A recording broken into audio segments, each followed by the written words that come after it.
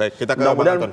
Bang Anton, ini kan salah satu program dari Pak Prabowo Gibran ini adalah makan siang gratis. Dan program ini dikatakan dapat membuat ekonomi kelas menengah ini berjalan. Kalau selama ini kan atas dan bawah. Nah, Anda melihatnya seperti apa? Ya, ketika Pak Prabowo menggulirkan program makanan gratis ini, tiba-tiba saya ingat buku beliau tentang Indonesian Paradox. Nah, kita bisa membaca konsepsi dalam bernegara yang ada dalam benak Prabowo adalah output itu adalah tentu kesejahteraan masyarakat, rakyat. Nah, saya di sini membaca, Pak Prabowo ini sebenarnya sudah membaca apa sih yang paling fundamental dari rakyat kita ini. Itu adalah masalah kemiskinan. Nah, artinya saya melihat di sini Pak Prabowo mulai bergeser. Kalau fokus pemerintahan sebelumnya adalah pada infrastruktur, ya pada yang dinikmati oleh para elit dan oligarki, dia ada keberanian Pak Prabowo mulai menggesernya ke tengah.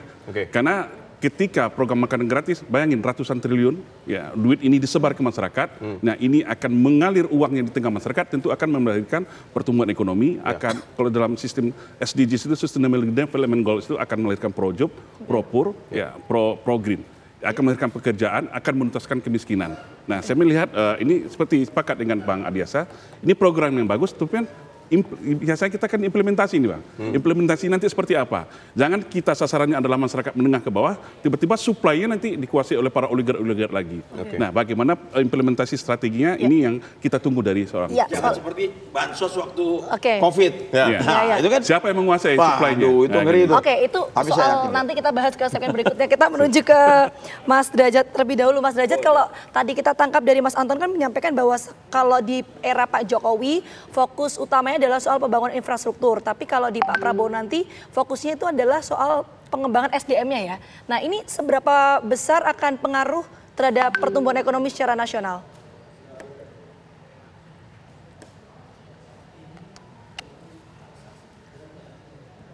Masih ya, terima kasih Mbak Gita, Mas Aditya, Bang Adiaksa, Mas Anton. Sangat besar pengaruhnya, apalagi sekarang kan kita mendapatkan data baru ya bahwa kelas menengah kita sedang turun, kemudian juga ada beberapa permasalahan di dalam pertumbuhan kita. Nah, kita semua tahu pertumbuhan ekonomi Indonesia itu sangat dipengaruhi oleh pertumbuhan konsumsi rumah tangga. Pertumbuhan konsumsi rumah tangga itu yang paling besar peranannya adalah kelas menengah dan kelas bawah. Jadi kalau orang kaya dikasih tambahan sedikit, dikasih tambahan katakanlah 10, itu efeknya nggak terlalu besar. Tapi kalau orang di kelas bawah dikasih tambahan 10, efeknya besar. Ya, jadi Pak Prabowo memang akan banyak fokus ke ekonomi rakyat. Dari dulu beliau selalu mengatakan itu. Ya, salah satunya adalah makan bergizi gratis. Ketika pertama kali kami berkampanye tentang ini, kita sempat ditertawai. Ingat nggak banyak ledekan tentang makan gratis ini kan? Tapi kemudian kami jelaskan bahwa ini yang akan menikmati adalah ibu-ibu catering di sekitarnya, kemudian peternak di sekitar dan sebagainya. Mereka yang akan memperoleh akan yang membangun multiplier effect-nya itu mereka ya. Kemudian juga ada program yang belum banyak dibahas ya. Kita sekarang ini mengalami disrupsi baik digital maupun artificial intelligence. Itu membuat sesuatu proses yang dalam ekonomi pembangunan dikenal sebagai perubahan struktural. Nah, dalam perubahan struktural ini faktor tenaga kerja itu penting. Kalau tenaga kerja kita, pemuda-pemuda kita, rakyat kita tidak siap dengan perubahan struktural, nanti kelas menengahnya akan turun, bukan hanya jumlahnya, tapi pendapatannya juga akan turun. Karena itu salah satu program yang krusial yang kita belum banyak promosikan, tapi saya rasa sudah saatnya, itu adalah pendidikan vokasional, ya, pelatihan pendidikan vokasional.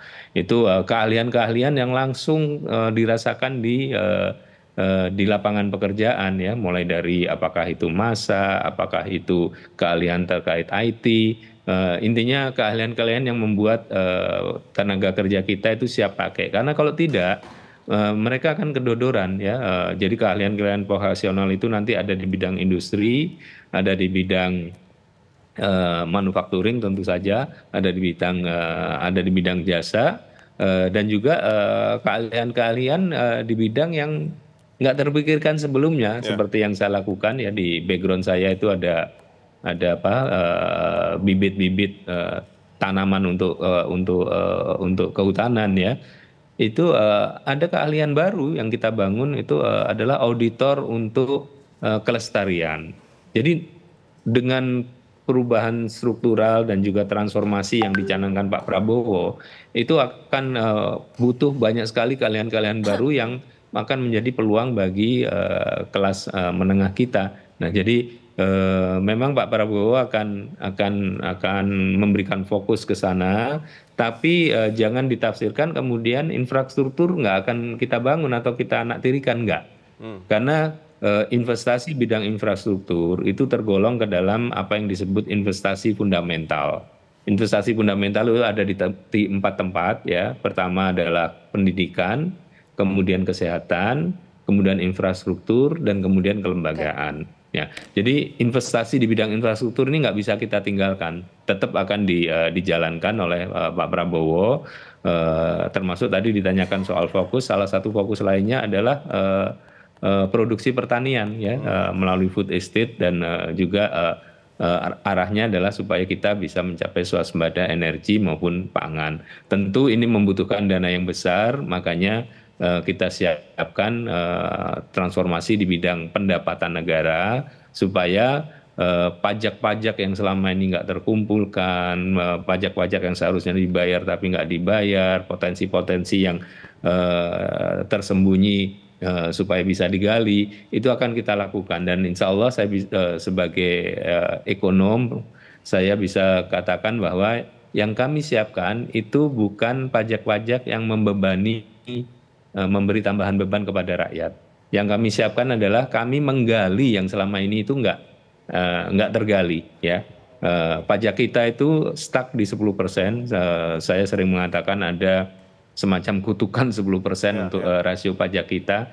Nah, kami ingin menaikkan itu. Karena kenaikan 1% dari tax ratio itu nilainya minimal sudah 210 triliun. Baik. Ya. Jadi kita akan gali, sudah kita identifikasikan dan kita akan gali itu.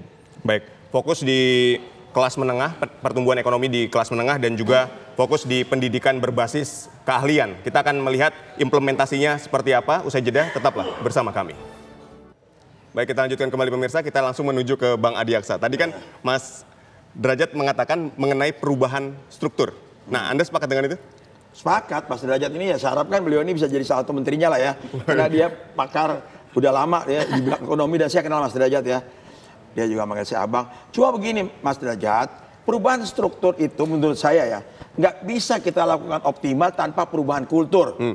Ya. Perubahan struktur tanpa perubahan kultur sama juga kita memasukkan jari kita, memasukkan kapur putih itu kapur tulis, kita masukin di tinta biru kan, kita angkat dia biru, oh biru udah, kultur struktur, begitu dibuka potek hasil tinta putih. Kenapa? Karena kultur nggak berubah.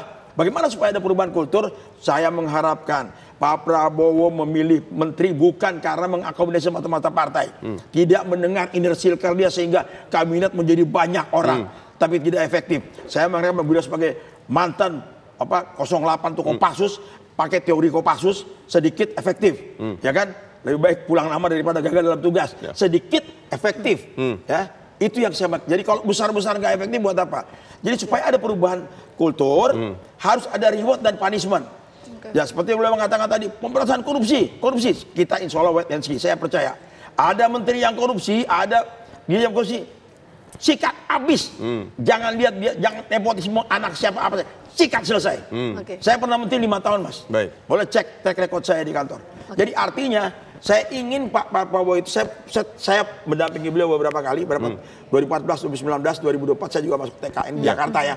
Tapi saya harapkan menteri-menteri yang dipilih ini bukan karena dikasih oleh partai, tapi pemberantasan korupsi yang utama. Dan beliau ini kan almarhum bapak beliau kan tokoh ekonomi kan. Betul. Mudah-mudahan kesejahteraan rakyat menjadi utama. Dan makan siang itu adalah produk yang paling bagus, tapi harus di tangan orang yang amanah. Dan terbagi betul sehingga ekonomi kelas menengah ini jalan. Reward dan punishment itu tadi.